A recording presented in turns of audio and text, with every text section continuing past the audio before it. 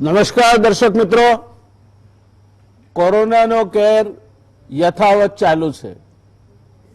રોજ આંકડા સંખ્યા બદલાતી રહે છે. હજુ કોઈ પણ જગ્યાએથી આપણને જરા રાહત મળે, હાશકારો થાય એવા સમાચાર આપણી પાસે આવતા નથી. પણ કેટલાક કામો એવા છે કે જે એક આપત્તિ આવે એની સામે લડતા હોઈએ ત્યારે જો એમાં ધ્યાન ના આપીએ તો કદાચ પેલી આપત્તિ 4 મહિને 6 મહિને જતી રહે, પણ એનાથી પણ મોટી આપત્તિનું આપણે નિર્માણ કરીએ. દેશની અર્થવ્યવસ્થા, રોજગારી અને એના કારણે ગરીબના ઘરમાં રોટલો જાય એ પણ એટલી જ તાતી જરૂરિયાત છે. કેન્દ્ર સરકારે 1.7 કરોડનું પેકેજ જાહેર કર્યું. રિઝર્વ બેન્કે 2 વખત પેકેજ જાહેર કર્યા. કેન્દ્ર સરકારે વળી પાછા કર્મચારીઓનું ડિયરનેસ અલાઉન્સ સ્થગિત કરી દીધું. હવે પગારો સ્થગિત કરી દીધા. આ બધું કરીને કઈ દિશામાં આપણે જઈ રહ્યા છીએ અને આપણે કઈ સ્થિતિએ છીએ જ્યાં સુધી દેશની અર્થવ્યવસ્થાની અને દેશની અર્થવ્યવસ્થાના આરોગ્યને લાગે વળગે છે ત્યાં સુધી. કોરોનાએ આપણા આરોગ્ય સાથે એક મોટી ગંભીર પડકાર ઊભો કર્યો છે, પણ દેશની અર્થવ્યવસ્થાના આરોગ્ય સામે પણ કોરોનાના કારણે અનેક પ્રકારના પડકારો ઊભા થયા છે. આજે આ બધી બાબતોની ચર્ચા કરવા માટે આપણી સાથે એક ખૂબ નિષ્ણાત પેનલ છે. મારાથી તરત બાજુમાં Yogeshbhai Parikh, president Gujarat dyestuff manufacturers association, એક ખૂબ જ પીઢ ઉદ્યોગપતિ અને અર્થવ્યવસ્થા અને ઉદ્યોગના જાણકાર વ્યક્તિત્વ. ત્યાર પછી પ્રોફેસર ડોક્ટર બકુલભાઈ ધોળકિયા, ભાગ્યે જ એમની ઓળખાણ ગુજરાત સમાચાર ટીવી પર જરૂરી છે, સિર્ફ નામ ही काफी है. ત્યાર પછી ધીનલભાઈ શાહ, પ્રેક્ટિસિંગ ચાર્ટર્ડ એકાઉન્ટન્ટ છે અને 25 વર્ષનો વ્યાપક અનુભવ ધરાવે છે. મારા વ્યક્તિગત પરિચયમાં જે ચાર્ટર્ડ એકાઉન્ટન્ટ મિત્રોને હું જાણું છું એમાં એમનાથી આગળની પેઢીથી મારો પરિચય શરૂ થાય છે અને એક સક્ષમ ચાર્ટર્ડ એકાઉન્ટન્ટ તરીકે ધીનલભાઈએ પણ પિતાના રસ્તે ચાલીને પુત્રાત શિષ્યાત ઈચ્છેત પરાજય એટલે પિતાને પુત્રના નામથી ઓળખવા પડે તેટલી ખ્યાતિ પ્રાપ્ત કરી છે એવા ધીનલભાઈ આપણી સાથે છે. જનકભાઈ રાવલ, ઘણી બધી બાબતો વિશે જનકભાઈ અધિકારપૂર્વક બોલી શકે તેમ છે. મહાગુજરાત બેંક એમ્પ્લોઈઝ એસોસિએશનના એ સેક્રેટરી છે અને બેંક એમ્પ્લોઈઝ એસોસિએશનના સેક્રેટરી રહેવું એટલે બેંકો વિશે ઘણી બધી જાણકારી રાખવી પડે, સારી પણ રાખવી પડે, નરસી પણ રાખવી પડે. આ કામ સરળ માણસનું નથી. બહુ ચાણક્ય બુદ્ધિ વ્યક્તિત્વ હોય તે જ આ કામમાં સફળ થઈ શકે એવા ભાઈ જનકભાઈ રાવલ આપણી સાથે છે. ચારેય મિત્રોને આવકારું છું. બકુલભાઈ, શરૂઆત આપનાથી કરવી છે. કેન્દ્ર સરકારનું રાહતનું પેકેજ આવ્યું 1.7 લાખ કરોડ. ત્યાર પછી રિઝર્વ બેન્કે પહેલું પેકેજ જાહેર કર્યું, પહેલો TLTRO જાહેર કર્યો, પછી પાછું બીજું પેકેજ જાહેર કર્યું. એમાં ખાસ કરીને નાના અને લઘુ ઉદ્યોગોને અને સંસ્થાઓને લોન મળે, NBFC ને વગેરેને, એ માટે 50,000 કરોડ રૂપિયાનું ડેડિકેટેડ પેકેજની રિઝર્વ બેન્કે જાહેરાત કરી. અગાઉ જે જાહેરાત કરી હતી એમાં તમારે તમારા હપ્તા ડ્યુ થતા હોય, EMI તો નહીં ભરવાના બકુલભાઈ, એવી જાહેરાત કરી હતી રિઝર્વ બેન્ક ઓફ ઇન્ડિયા. આપને ખ્યાલ હશે. આજે મારી પાસે એક કેસ એવો આવ્યો છે કે જે હવે બેંકો માત્ર EMI નહીં, 3 મહિના પતી જશે એટલે EMI ઉપરના વ્યાજ સમેત ભરવા પડશે તે પ્રકારની વાત કરે છે. તો આ રાહત થઈ કે પેલા તમે રિવર્સ રેપો રેટ ઘટાડ્યો એટલે રિઝર્વ બેંકના બદલે આ કેપ્ટિવ ડિપોઝિટ્સ તમે કોઈને આપી દીધી અને એના ઉપર તમે repo rate, reverse repo rate પ્રમાણે જે વળતર મળે એના કરતાં બમણું વળતર તમને મળે તે પ્રકારની વ્યવસ્થા બેંકો માટે કરી આપી. આ આખું બધું છે શું સમજાતું નથી. એક બાજુ કેન્દ્ર સરકાર કર્મચારીઓના પગારોને બધું રોકીને કંઈક કરવા માંગે છે, બીજી બાજુ રિઝર્વ બેંકનું વર્તન કંઈ ખબર જ નથી પડતી શું કરે છે. 50,000 કરોડનું એમણે જે ડેડિકેટેડ ઇસ્યુ રાખ્યો એમાં 18,000 કરોડના જ બીડ આવ્યા, કોઈ લેવા તૈયાર નથી. પેલામાં 100,000 કરોડનું જે છે એમાં તો મોટા માણસો આવવાના છે રિલાયન્સ જેવા, અને એ લોકો પોતપોતાની ક્ષમતા પ્રમાણે એમાંથી ભાગ પડાવશે.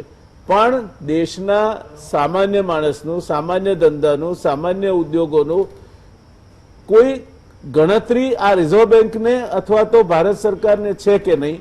અને બીજો પ્રશ્ન બકુલભાઈ, કે જ્યાં સુધી તરલતા નહીં આવે, માણસના હાથમાં પૈસા નહીં આવે, ગમે તે જાહેરાત કરો, ત્યાં સુધી આજે જે સ્થિતિમાં અર્થવ્યવસ્થા છે તે ઉચકાશે ખરી? કઈ દિશામાં જઈ રહ્યા છે આપણે? મેં આગળ ડિબેટમાં પણ કહ્યું હતું અને હું રિપીટ કરું છું કે વિથ ઈચ પાસિંગ ડે આપણી પરિસ્થિતિ વધારે ને વધારે ગંભીર થઈ રહી છે. અને અત્યારના એવા કોઈ એંધાણ નથી કે 3જી મે પછી લાઈફ નોર્મલ થશે, કારણ કે કોરોનાના કેસીસ કંટ્રોલમાં આવી નથી રહ્યા. એટલે જે મહાનગરો છે અને જે મેજર સેન્ટર્સ છે ત્યાં આગળ રિલેક્સેશનની કોઈ પોસિબિલિટી હું જોતો નથી. એટલા માટે આપણો 40 દિવસનો લોકડાઉન 40 દિવસમાં પતે એવું અત્યારના તો કોઈ એંધાણ છે નહીં. હવે આ પરિસ્થિતિની અંદર આપણે એક વાત સમજવાની જરૂર છે કે અત્યાર સુધી આપણા દેશ ઉપર આવેલા જેટલા આર્થિક સંકટો છે એની કમ્પેરિઝનમાં આ આર્થિક સંકટ તદ્દન જુદી પ્રકારનું છે. આપણા દેશમાં આવું કદી બન્યું નથી કે 40 દિવસ સુધી economic activity completely stand steel થઈ ગઈ હોય કે, અને આને કારણે થઈને આજે આપણા દેશમાં બેરોજગારી કેટલી વધી છે એની સંખ્યાઓ ક્લિયરલી આવી નથી રહી.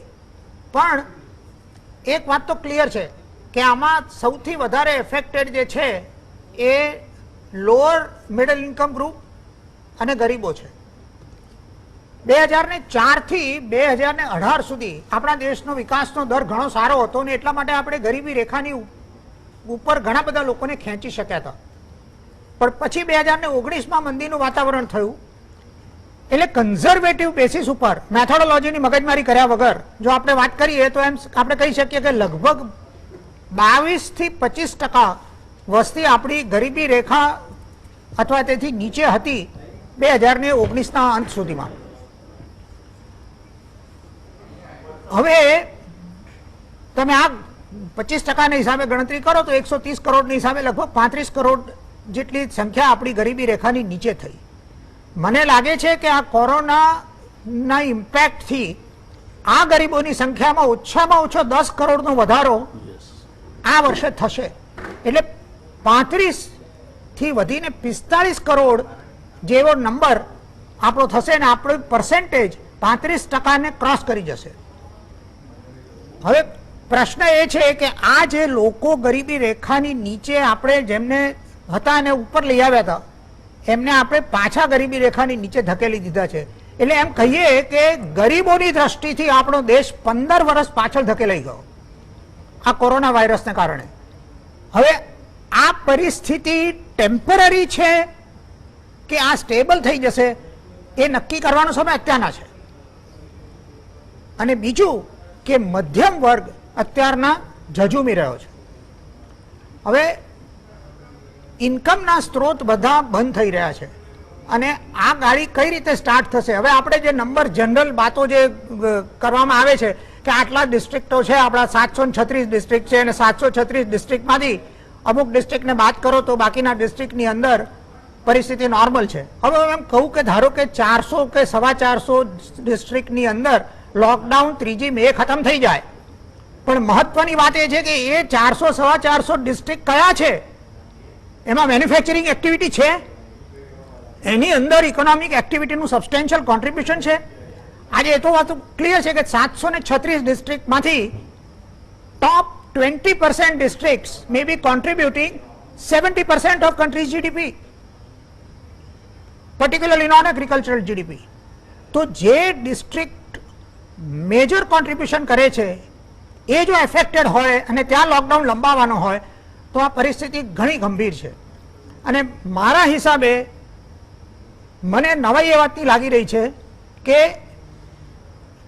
આપણો દેશ એ ગવર્મેન્ટ તરફથી, ફાઇનાન્સ મિનિસ્ટ્રી તરફથી કોઈ ઇકોનોમિક પેકેજ જાહેર કરવામાં કદાચ દુનિયાનો છેલ્લો દેશ બનવાની હરીફાઈમાં છે કે ભાઈ બધી કન્ટ્રીઝ એનાઉન્સ કરી દે પછી છેલ્લે આપણે વિચારીશું. હવે પણ એ છેલ્લે વિચારવામાં એટલું મોડું થઈ શકે કે પછી ગાડીને પાટા ઉપર લાવવામાં બહુ તકલીફ થાય. એટલે મારા હિસાબે અત્યારના પરિસ્થિતિ બહુ જ ખરાબ છે અને ઇકોનોમીને રિવાઇવ કરવા માટે માત્ર લોકડાઉન લિફ્ટ કરવો જરૂરી નથી.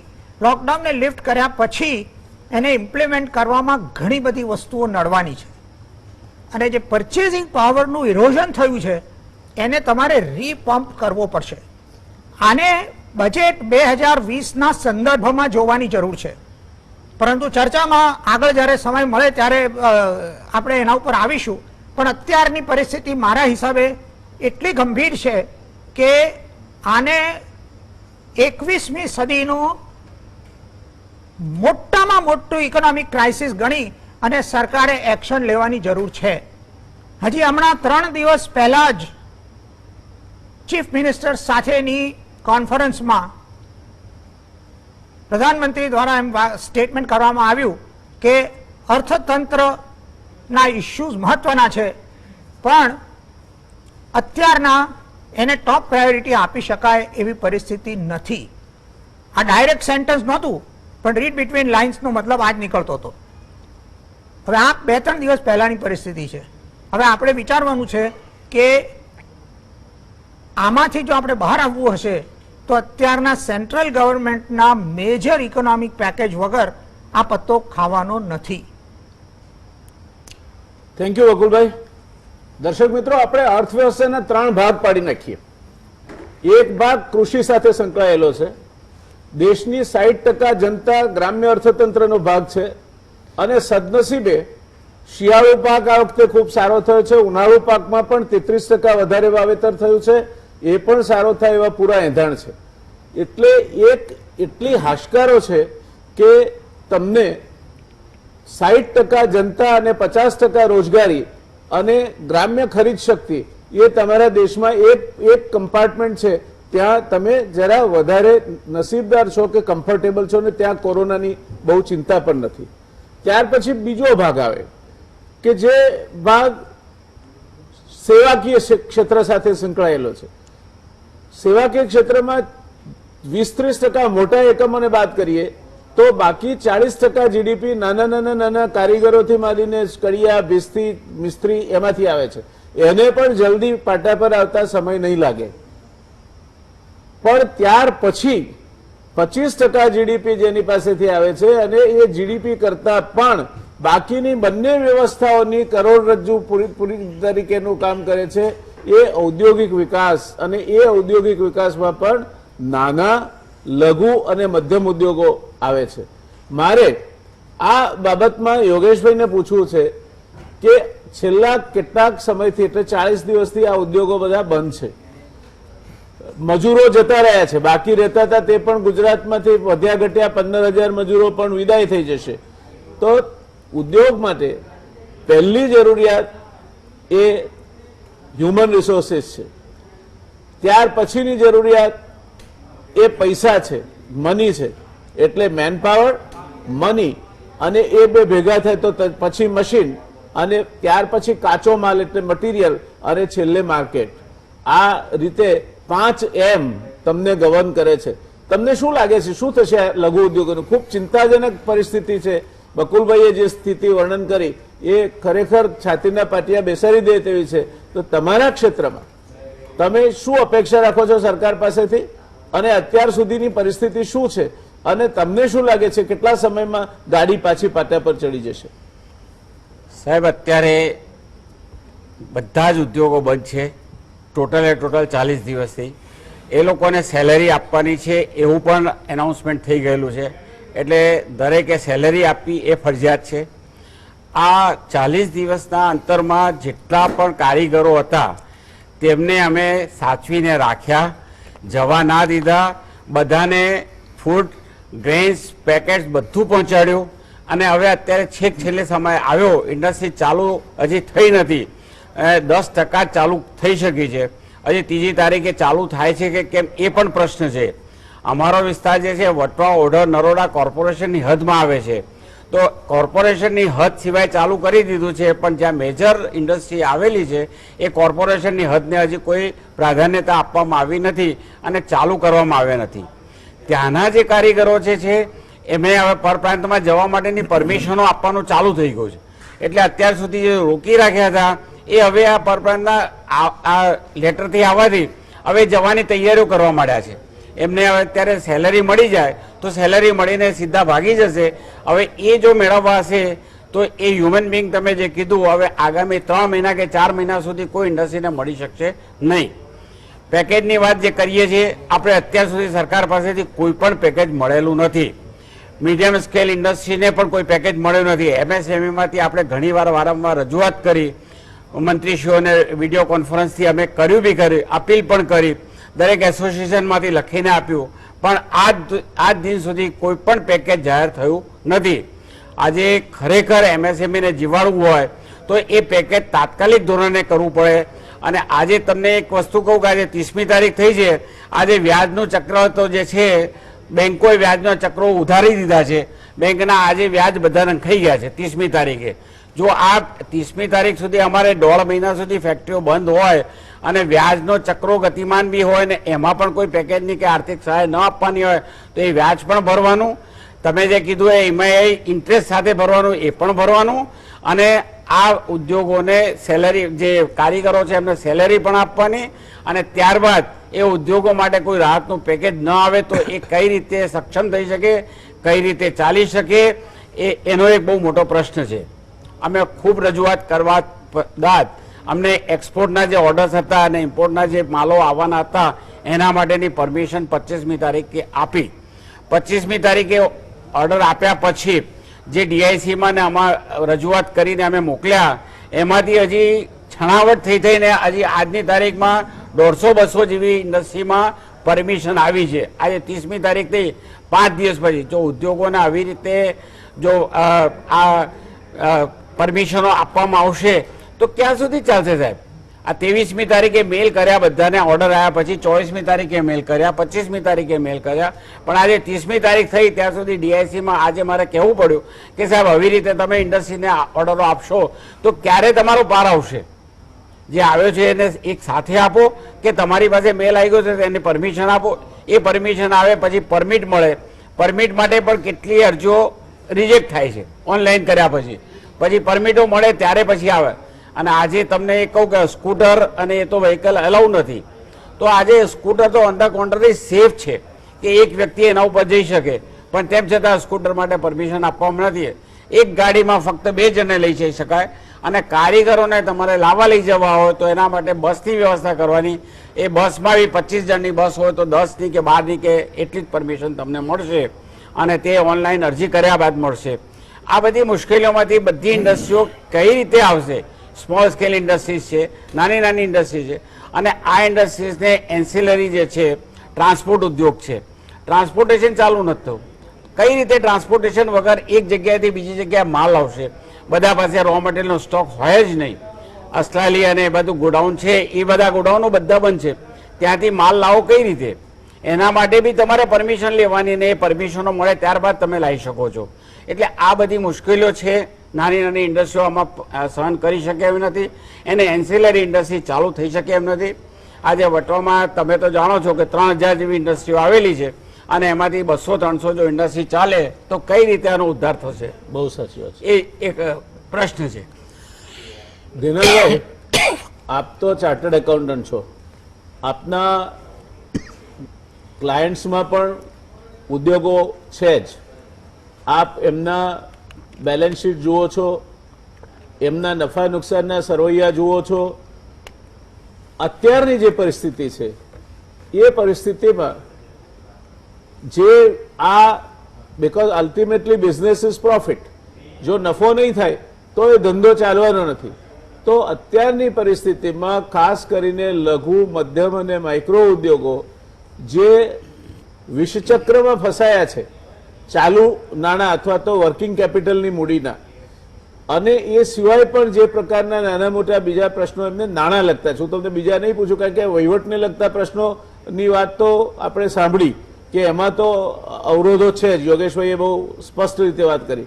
તો આપ એક ચાર્ટર્ડ એકાઉન્ટન્ટ તરીકે આપને જો કહેવામાં આવ્યું હોય કે ગુજરાતના આ ઉદ્યોગો ફરી ધમધમતા થાય તો આપ શું એના માટે સજેસ્ટ કરો?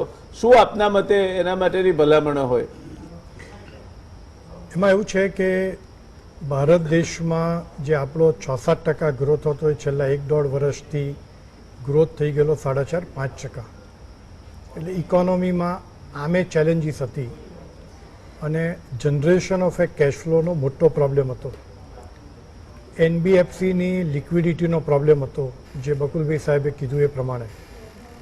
અને અત્યારે 50 થી 60 મિલિયન જે ઇન્ડસ્ટ્રીઝ છે બધી એમએસએમઈ અને લઘુ ઉદ્યોગો છે, જેમાં 150 થી 200 મિલિયન લોકો એમ્પ્લોય થાય છે.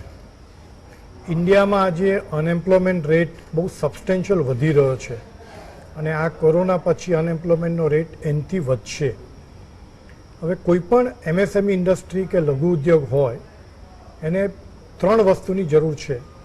સૌથી પહેલાં કેશ જનરેશન, બીજું એનો માલ વેચાવો જોઈએ અને માલ વેચાયા પછી ઉઘરાણી થવી જોઈએ.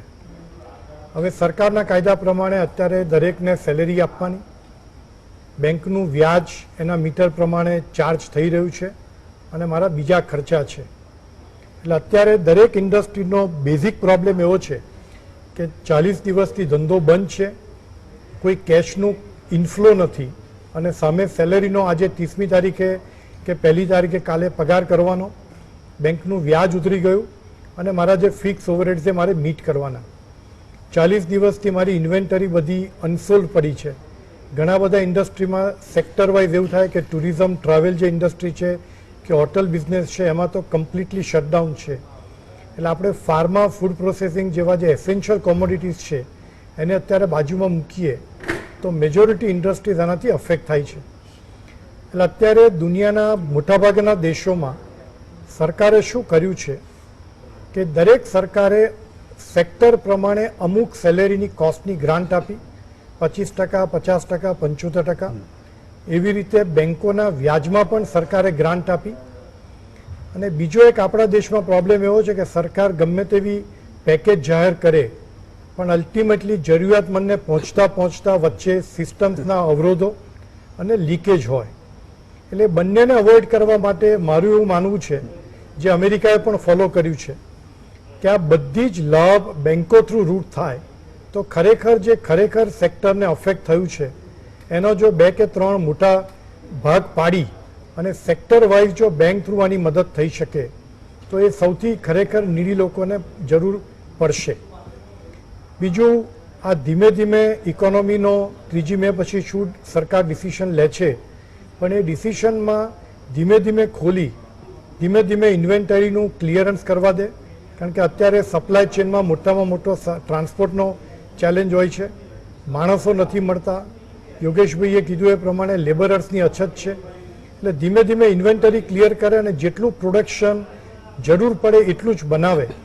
કારણ કે હું એવું માનું છું કે આજથી મિનિમમ 6 થી 7 મહિના દરેક ઇન્ડસ્ટ્રી માટે સર્વાઈવલનો ઇસ્યુ છે.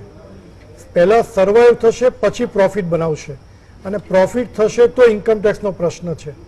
એટલે ઇન્કમટેક્સ ભરવાનો તો પ્રશ્ન જ નથી.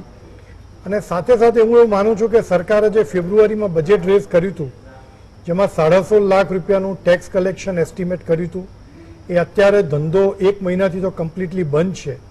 બીજા 4-5 મહિના સુધી આવું ચાલે તો GST collection, income tax collection substantial ઘટશે, ડિસઇન્વેસ્ટમેન્ટ થશે નહીં. આજે છાપવામાં હતું કે એર ઇન્ડિયાને વેચવા માટે પણ 30મી જૂન સુધી ડેટ લંબાવવામાં આવી છે. એટલે સરકારે ખરેખર બજેટ જ રીરાઇટ કરવું જોઈએ. અને હું એવું માનું છું કે અત્યારના સંજોગોમાં દરેક દેશ એક જ વસ્તુ કરે છે કે જે આરબીઆઈએ નોટ છાપવી પડે, જેનાથી ફિસ્કલ ડેફિસિટ ઘણી બધી વધશે, જેનાથી ઇન્ફ્લેશન પણ વધશે. પણ હું એવું માનું છું કે અત્યારે કોઈ પણ દેશ માટે આના સિવાય, કારણ કે આપણા જેવા દેશમાં જો કલેક્શન ટેક્સનું ના હોય, ડિસઇન્વેસ્ટમેન્ટનું ના હોય, તો એના સિવાય બીજો કોઈ ઓપ્શન નથી. અને છેલ્લો પોઈન્ટ કે એમ્પ્લોયમેન્ટ જનરેશન કરવા માટે હું એવું માનું છું કે નેક્સ્ટ 18 to 24 મંથ્સ સરકારે પબ્લિક સ્પેન્ડિંગ સબસ્ટેન્શિયલ વધારવું જોઈએ અને એમ્પ્લોયમેન્ટ જનરેટ કરવી જોઈએ, જેથી કરીને એટલો બધો પ્રાઇવેટ સેક્ટર પર લોડ ના આવે અને ધીમે ધીમે પ્રાઇવેટ સેક્ટર નવા એમ્પ્લોઈઝને એબ્સોર્બ કરે તો અનએમ્પ્લોયમેન્ટનો રેટ ઘટે. Thank you Dinalbhai. દોસ્તો, ક્રિકેટમાં એક બહુ મોટી હસ્તી થઈ ગઈ, એનું નામ હતું ડોન બ્રેડમેન. એનું એક પ્રખ્યાત વાક્ય છે, if you have a capacity to stay at the wicket, runs will follow. તમે જો ટકી જશો તો રન થવાના છે.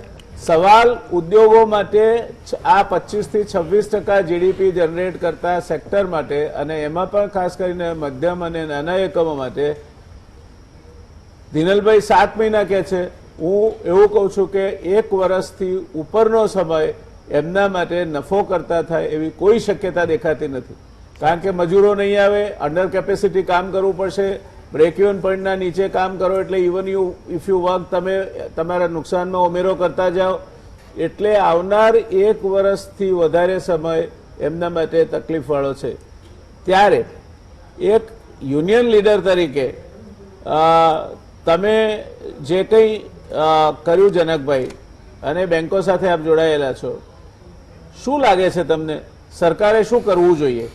સરકારે આવનાર 1 વર્ષ લઘુ, મધ્યમ અને માઇક્રો ઇન્ડસ્ટ્રીઝ અને નાના અને મધ્યમ કક્ષાના વેપારીઓ ટકી જાય, બસ ટકી જાય એટલું કરવાનું છે.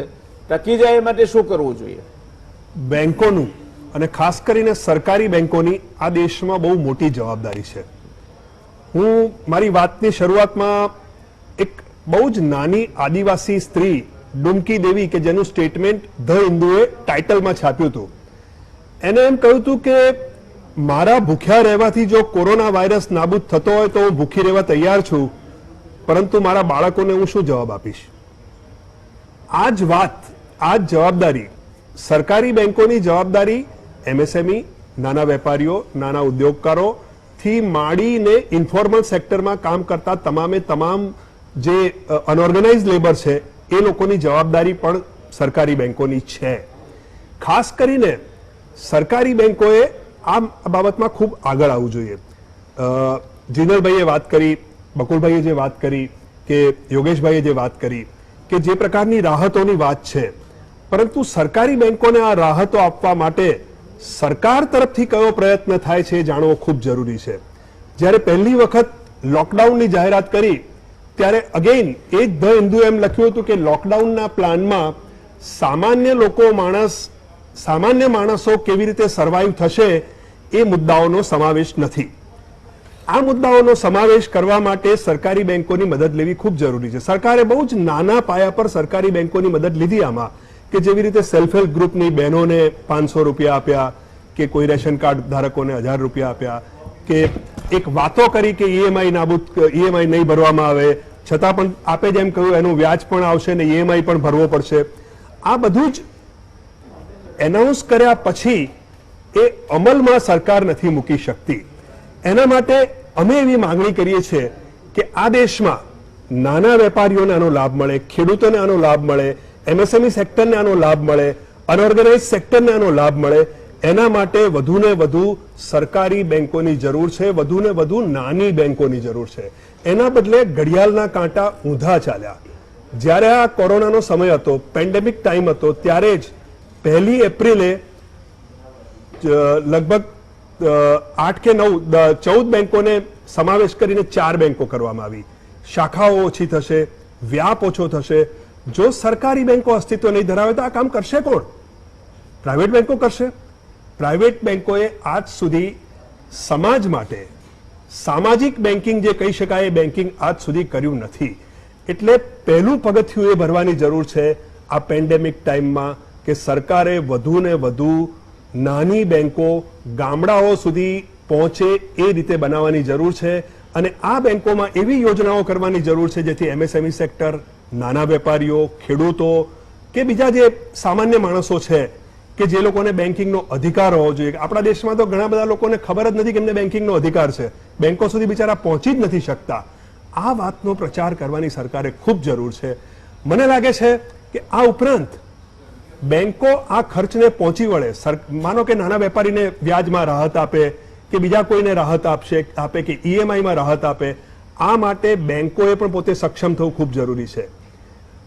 ગયા માર્ચ 2019ની ફિગર કહું, કારણ કે માર્ચ 2020ની ફિગર તો આપણી પાસે હજુ સુધી આવી નથી.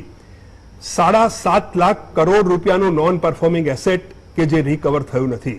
હમણાં થોડા દિવસ પહેલા જ કેટલાક મહાનુભાવોના નામ આવ્યા કે જેમની પાસેથી પણ નોન પરફોર્મિંગ એસેટ રિકવર કરવાના બદલે માંડવાળ કરવામાં આવ્યું છે. હું જ્યારે એનપીએની વાત કરું છું ત્યારે રિકવરીની વાત કરું છું, રિડક્શનની વાત નથી કરતો. કારણ કે 8 લાખ કરોડમાંથી 7.5 લાખ કરોડ કેવી રીતે થયું અને એ બર્ડન બેંકોને કેટલું પડ્યું, પ્રોવિઝનિંગ કેટલું કરવું પડ્યું કે જેના કારણે જે બેંકોએ નફો કર્યો તો એ માઇનસમાં થઈ ગયો. એટલે એનપીએની રિકવરી એના માટે સરકાર વધારે કડક કાયદાઓ કરે, વધુને વધુ નાની બેંકો ખોલે, સરકારી બેંકો ખોલે, ગામડાઓ સુધી આ બેંકો જાય એ પ્રમાણેનો પ્રયત્ન કરે અને આ બેંકોને ફરજ પાડે કે આ વેપારીઓને અત્યારના સંજોગોમાં ઓછા વ્યાજના દરે લોન આપવામાં આવે, મૂડી આપવામાં આવે, જેથી ઉદ્યોગ ફરી શરૂ થઈ શકે, એમ્પ્લોયમેન્ટ ફરી રિજનરેટ થઈ શકે અને આ દેશની ઇકોનોમી કદાચ પાટે ચડી શકે. Thank you. બકુલભાઈ, વાત પરથી એવું લાગે છે, જનકભાઈએ જે વાત કરી, દિનલભાઈએ જે વાત કરી, એના પરથી એવું લાગે છે કે આ જે માંદગી છે એમાં પહેલું અસર છે તે નાણાં છે. નાણાં નહીં હોય તો આ માંદગી આગળ ચાલશે અને લગભગ બધું પડી ભાગશે. એવે સમયે સરકાર પોતે પોતાના કર્મચારીઓના ડીએને સ્થગિત કરી દે, પગારોમાં કાપ મૂકે.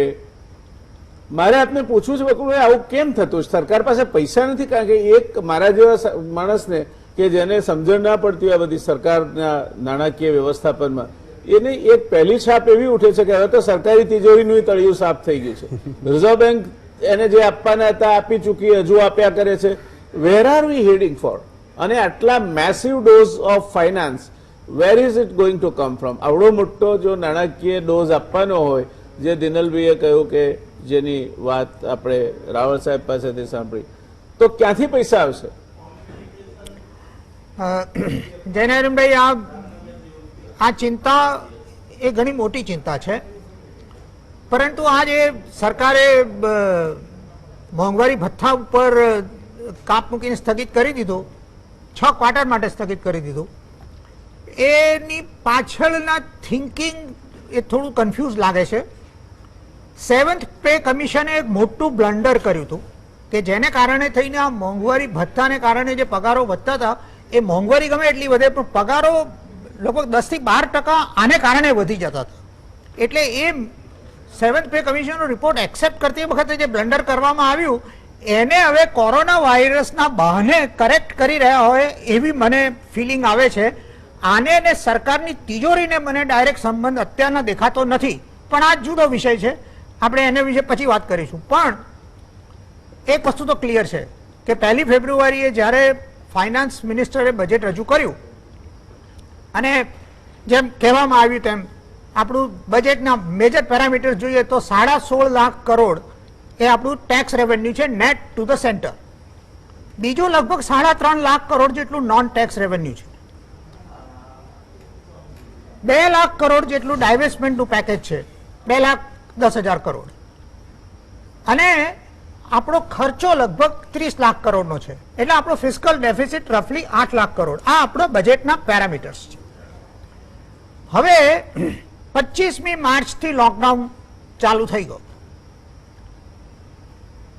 એટલે તમે એમ સમજો કે માર્ચ મહિનો તો એમાં ના ગણાય, પણ એપ્રિલ આખો લોકડાઉનની અંદર ગયો અને મે પ્રેક્ટિકલી લોકડાઉનની અંદર જશે. એટલે એમ તમે સમજો કે દેશના અડધા ડિસ્ટ્રિક્ટની અંદર 15મી મે સુધીમાં લોકડાઉન જતો રહેશે એમ આપણે માનીએ તો પણ મેં કહ્યું એ પ્રમાણે એ અડધા ડિસ્ટ્રિક્ટનું ફિસ્કલ કોન્ટ્રીબ્યુશન કેટલું એનો કોઈ ડેટા અત્યારે આપણી પાસે છે નહીં. On a conservative basis first ક્વાર્ટરનો ટેક્સ રેવન્યુનો શોર્ટફોલ એ લગભગ 70% કે 80% જેવો થઈને ઊભો રહેશે. એટલે તમે 16.5 લાખ કરોડને 4 ક્વાર્ટરમાં જો ભાગ વેચી નાખો તો એક ક્વાર્ટરના લગભગ 4-4.25 કરોડ થયા. એના 70-80% એટલે ઓછામાં ઓછા 2.5 થી 3 લાખ કરોડનું ટાંચું ફર્સ્ટ ક્વાર્ટરને કારણે પડવાનું છે. ડાયવેસ્ટમેન્ટ રેવન્યુ હવે 2 લાખ કરોડની વાત ભૂલી જાઓ, એટલે એમાં તમને 40-50 હજાર કરોડ તમે ભેગા કરી શકો તો એ નસીબની વાત છે. એટલે એમાં 1.5 લાખ કરોડનું ટાંચું પડશે. એટલે તમે માનો કે સેકન્ડ ક્વાર્ટરથી લાઈફ નોર્મલ થઈ જશે તો પણ સરકારને ઓછામાં ઓછું 4 લાખ કરોડનું ટાંચું આની અંદર પડવાનું છે મિનિમમ. અને બાકીના ક્વાર્ટરમાં રિકવરી સ્લો હોવાને કારણે આ ફિગર વધી શકે છે. હવે પ્રશ્ન એ છે કે 8 લાખ કરોડનો જે તમારો ફિસ્કલ ડેફિસિટ છે એ ફિસ્કલ ડેફિસિટ આ 6 લાખ કરોડ વધી જાય તો 14 લાખ કરોડનો થઈ જાય.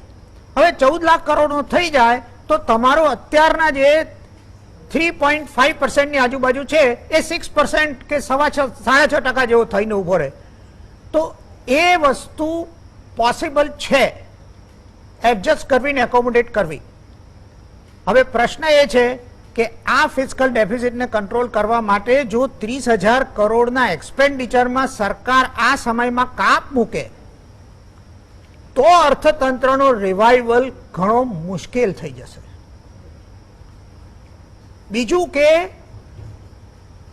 અત્યારના જે પ્રોબ્લેમ છે એ problem is next month versus next year. અત્યારના આખી ઇકોનોમિક સ્ટ્રેટેજી મને નથી લાગતું કે કોઈ સ્ટ્રેટેજી હોય, પણ જે કંઈ પણ જેવું સ્ટ્રેટેજી જેવું ગણાય તે છે એ સર્વાઈવલ વીક બાય વીક થઈ રહ્યું છે. આવતા 4 થી 5 અઠવાડિયાનું પ્લાનિંગ કર્યું હોય મેક્સિમમ એવું લાગી રહ્યું છે, જ્યારે પ્લાનિંગ કરવાની જરૂર છે આવતા 24 મહિનાનું. હવે જો રિવાઇવલ નહીં થાય તો બીજા ક્વાર્ટરથી ઓનવર્ડ્સ ટેક્સ રેવન્યુનું શું થશે, અને જો ટેક્સ રેવન્યુનું શું થશે તો સરકારની આવકનું શું થશે, અને તો સરકારની ઇકોનોમીને રિવાઇવ કરવાની ક્ષમતા ઉપર મોટો ચેલેન્જ થશે. એટલે શોર્ટ ટર્મિઝમ વર્સેસ લોંગ ટર્મ એપ્રોચનું મહત્વ છે. અને આ ડિફરન્સ સમજાવવા માટે જ પ્રોફેશનલ્સની જરૂર છે. Vote the country needs is A macro economic strategy. જેમ મારા પેનલિસ્ટે કહ્યું એમ સમય આવ્યો છે કે લોકડાઉન ને બધું રિલીઝ થાય ને ફરીથી બધી વસ્તુઓ શરૂ થાય ત્યારે finance minister comes and presents another budget. એને તમે ઇન્ટરિમ બજેટ કહો, રિવાઇઝ બજેટ કહો, જે ગણો તે, પરંતુ જૂન મહિનામાં અને મોડામાં મોડું જુલાઈના ફર્સ્ટ વીક સુધીમાં નવા બજેટને પ્રેઝન્ટ કરવાની જરૂર છે, જેમાં 6 થી 6.5% ફિસ્કલ ડેફિસિટ બોલ્ડલી ટાર્ગેટ કરી અને અર્થતંત્રને આ વિષમ પરિસ્થિતિમાંથી બહાર લાવવાની જરૂર છે.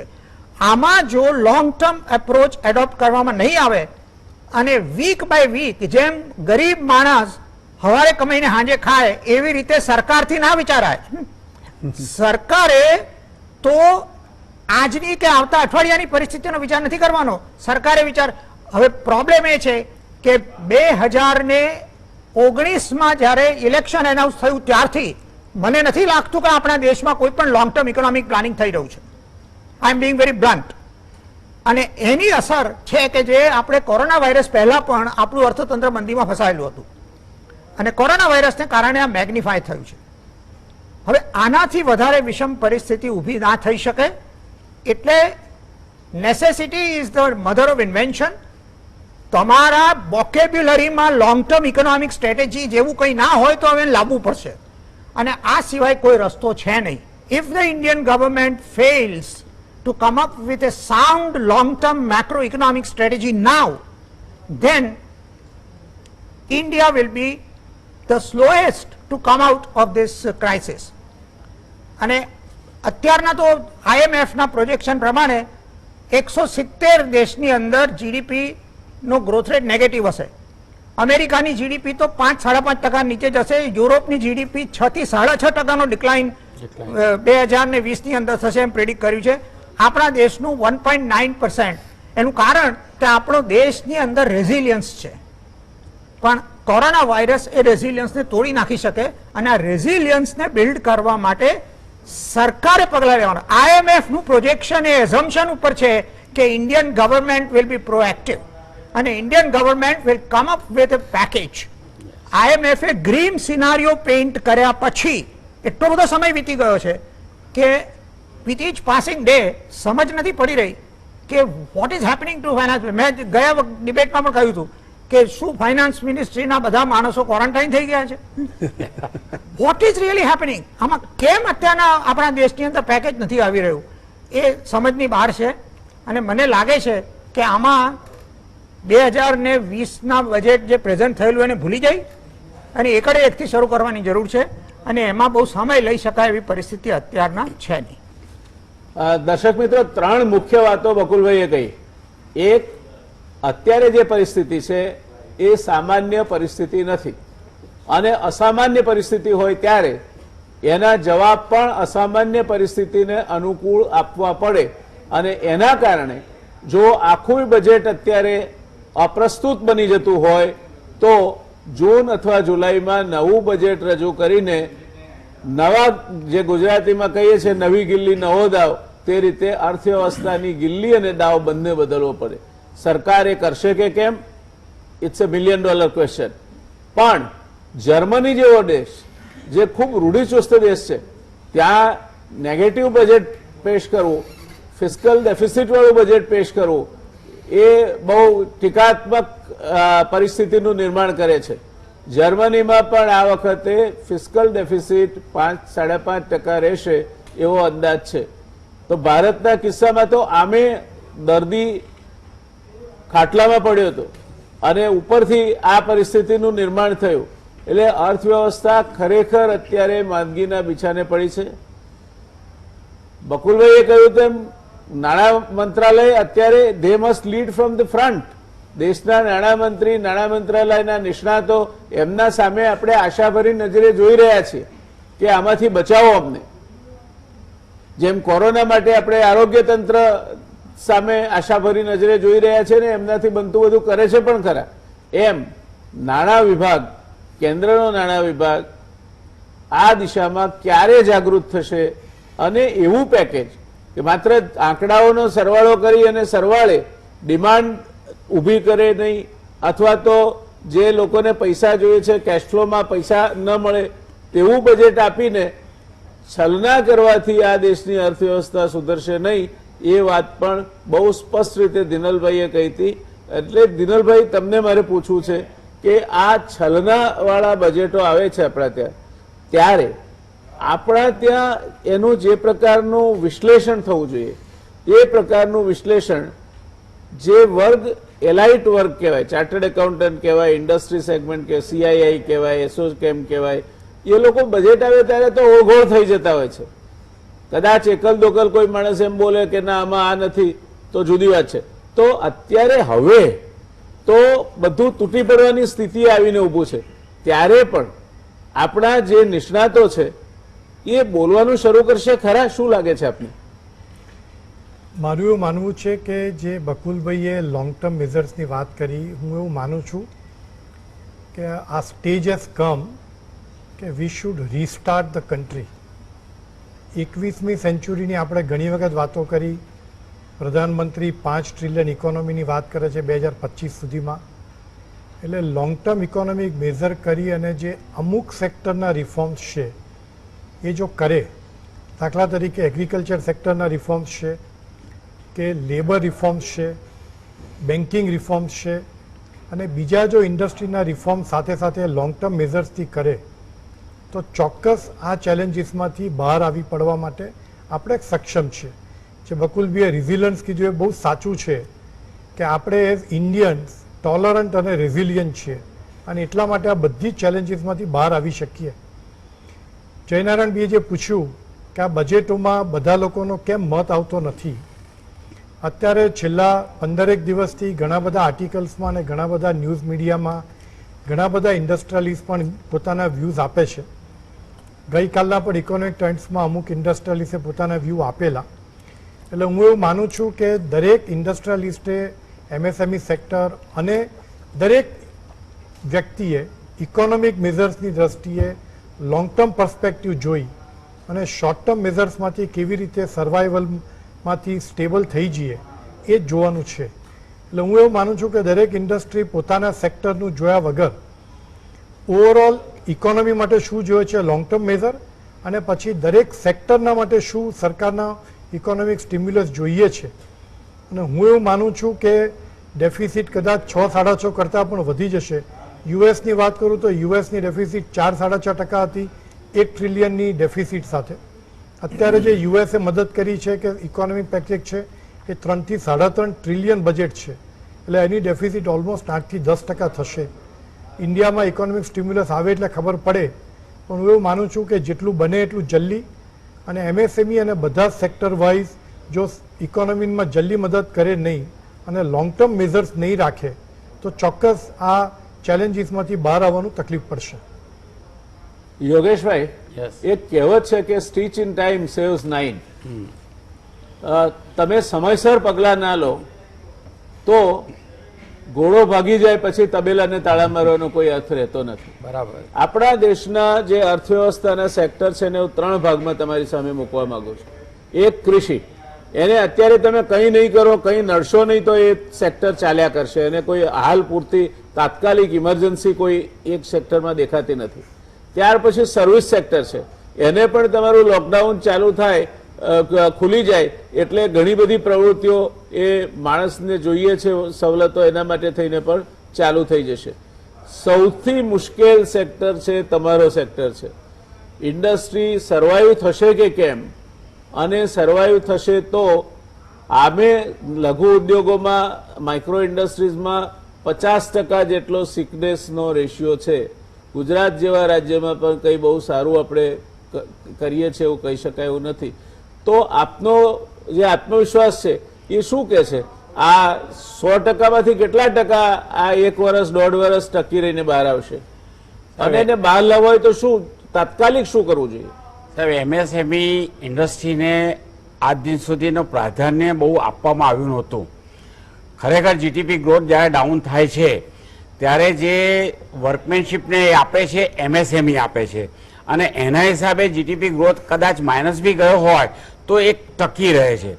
મનમોહનસિંહ સરકારને જ્યારે હતું ત્યારે GDP ગ્રોથ ઘણો બધો ડાઉન ગયો હતો. તે વખતે MSME સેક્ટર એવું હતું કે જેને GDP ગ્રોથ જાળવી રાખ્યો હતો અને એના હિસાબે સર્વાઈવ થયું હતું. આપણે જો અત્યારે MSME ને પ્રાધાન્ય આપીશું અને જો પેકેજ કરવામાં આવશે તો ભારત દેશમાં આપણે બધા MSMEમાં હુનર દેશ છે. અને ઘણા બધા આપણે 2000ના સમયમાં જ્યારે અહીંયા અર્થક્વેક થયો ત્યાર પછી કેટલી બધી પરિસ્થિતિ ખરાબ થઈ હતી, પણ તેમાંથી પણ આપણે ઉગરીને બહાર આવ્યા. અને એમાંય ગુજરાત તો ખાસ વધારે પડતું ધરતીકંપમાં તહેસમહેસ થઈ ગયું હતું. તેમ છતાં એમાંથી બહાર ઉભરીને આવ્યો. આજે ધરતીકંપને બધા ભૂલી ગયા છે. એવી રીતે આ કોરોના વાયરસને પણ લોકો ભૂલી જશે. જે આ 6 મહિનાને અત્યારે પ્રોબ્લેમ છે એ 6 મહિનાના પ્રોબ્લેમ ગમે તેમ કરીને ફેસ કરી લઈશું. પણ અર્થતંત્ર જો ચાલુ રહેશે તો કોરોના વાયરસ સામે પણ લડી રહીશું અને કોરોના વાયરસ સામે લડીને એને હરાવી શકીશું. અને અર્થતંત્ર જો સારું હશે તો આ દેશની પ્રગતિ 100% સારી થશે. એટલે સરકારે અત્યારે તિજોરી ખોલવી જોઈએ.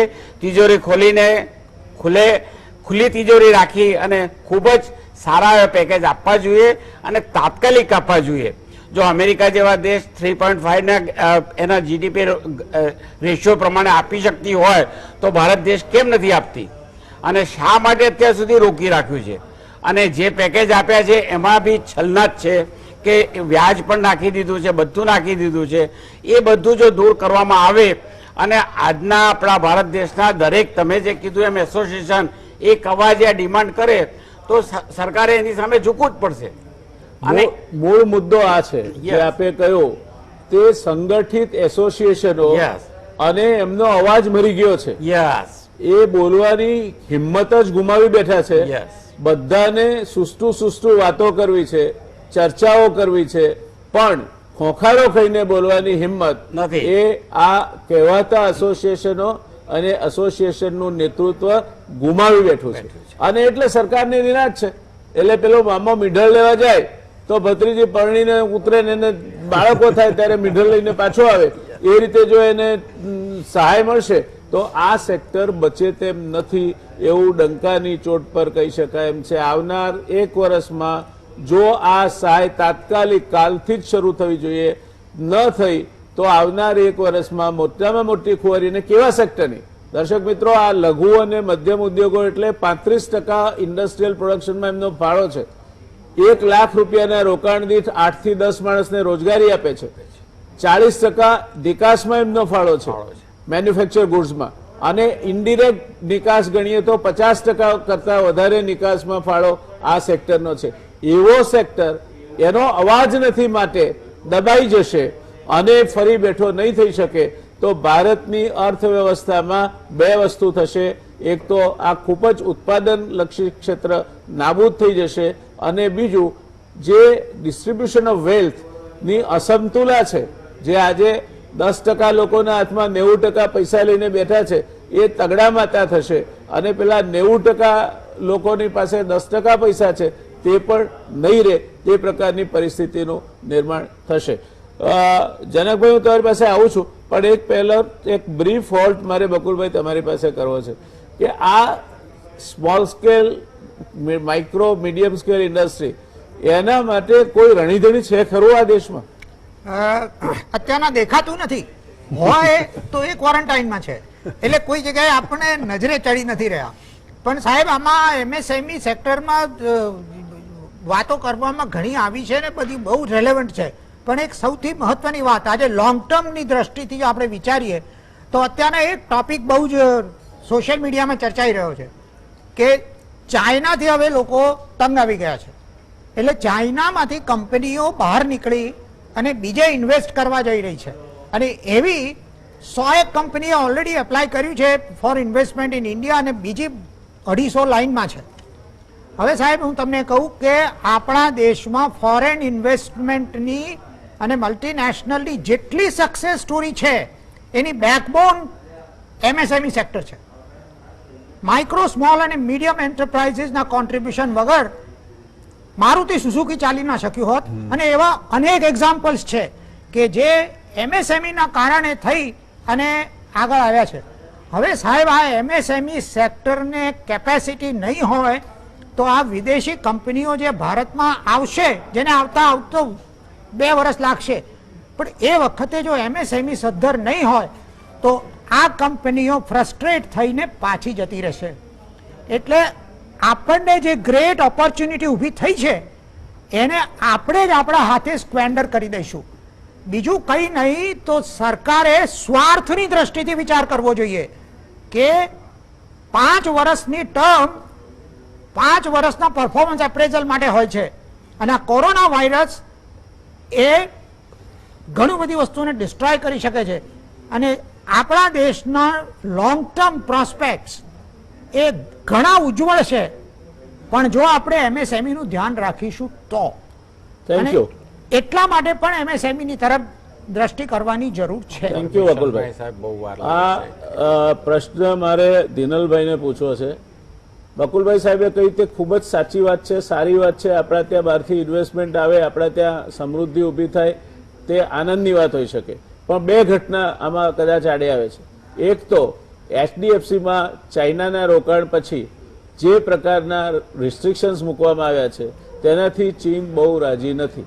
અને બીજું, ચીનના પહેલો પ્રેફરન્સ ચીનમાંથી જે કંપનીઓ શિફ્ટ કરી રહી છે એનો વિયેતનામ, થાઈલેન્ડ અને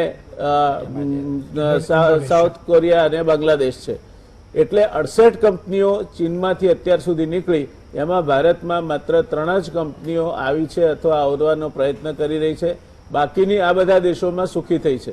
અને ટેક્સટાઇલમાં તો બાંગ્લાદેશ આજે એક મોટા ઉત્પાદક તરીકે વૈશ્વિક ફલક પર ઉપસ્યું છે. તો દિનલભાઈ, તમને લાગે છે કે આપણા ત્યાં જે પ્રકારની બાબુશાહી ચાલે છે, જે પ્રકારનું ઇન્સ્પેક્ટર રાજ ચાલે છે, આ બધા એકમો આ બધું કર્યા પછી પણ વિદેશના એકમો અહીં આવે અને આપણે પેલા ઇઝ ઓફ ડુઈંગ બિઝનેસમાં આપણા રેન્કિંગ ઉપર ખુશ થઈએ તો વાસ્તવિક પરિસ્થિતિ શું છે? જનનભાઈ, એકદમ સાચી વાત છે કે જે કંપનીઓ ચાઇનામાંથી બહાર જવા માગે છે એમાં ઇન્ડિયા એક પ્રેફરન્સ છે, પણ એની સામે વિયેટનામ, ઇન્ડોનેશિયા, બાંગ્લાદેશ, થાઈલેન્ડનો લોકોનો પ્રેફરન્સ વધારે છે. અને એના બે કારણ છે.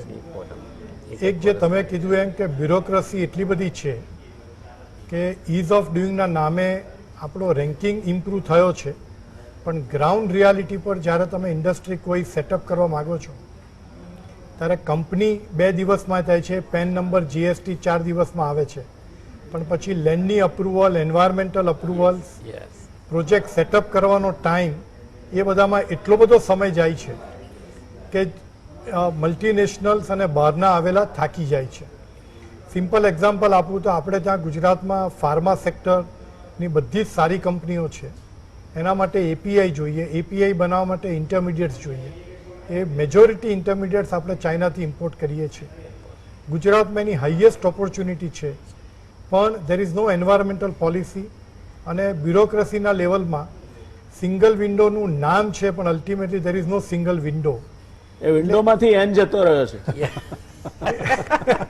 12 મહિનાથી એવું થાય છે, 9 મહિનાથી એટલે તમે જીઆઈડીસીમાં નામ ટ્રાન્સફર કરવા જાઓ તો 2.5 મહિના પહેલા મીટિંગ ના થાય. અને એક નામ ટ્રાન્સફર કરવામાં પણ એટલો બધો બ્યુરોક્રેટિક અપ્રોચ છે કે મલ્ટીનેશનલ કંપનીઓ બહારથી આવવા માટે ગભરાય છે. હા મિત્રો, સોરી દિનુલભાઈ, રોકવા પડશે મારે તમને કારણ કે સમય પૂરો થવા આવ્યો છે. આપણા ત્યાં આ બધી જ વાતો તમે જોઈ અને એ જોયા પછી હવે તમારે નિર્ણય કરવાનો કે આપણે આ જે 2-3 મહિનામાં બધું ઊભું થવા માટે જે કરવું છે તે થશે કે કેમ. ચારેય નિષ્ણાતોએ ખૂબ જ રસપૂર્વક પોતાના મંતવ્યો વ્યક્ત કર્યા, આપણને એમના જ્ઞાનનો લાભ આપ્યો અને એ માટે જનકભાઈ, દિનલભાઈ, બકુલભાઈ અને યોગેશભાઈ, તમારો ચારેય મિત્રોનો ખૂબ ખૂબ આભાર. દર્શક મિત્રો, આ ચર્ચા આપણે અહીંયા પૂરી કરીશું. શુભરાત્રી.